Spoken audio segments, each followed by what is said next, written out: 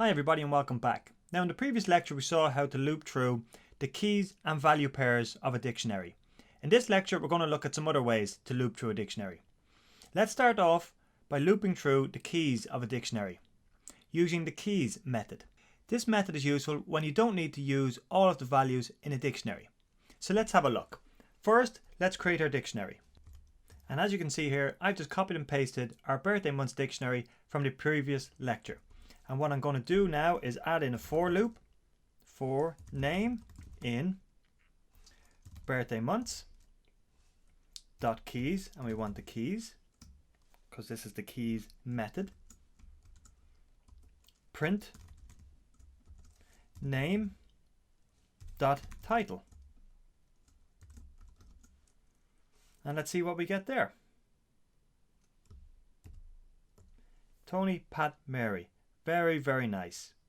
Now if you want to loop through the values in a dictionary, you can use the values method. And let's have a look at that.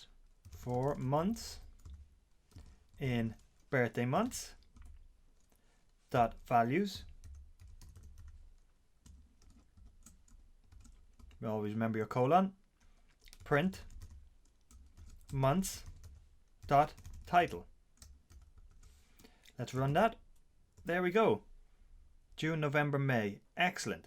Using this method, Python pulls all the values from a dictionary without checking for repeats. If you had a dictionary with a massive amount of information, this way would not be very practical. To view our dictionary without repeats, we can use what's called a set. A set is similar to a list, except that each item in the set must be unique. And how do we create a set? Well, let's have a look. For, and we just need to unindent that, if that's a word, for months in set birthday months dot values colon print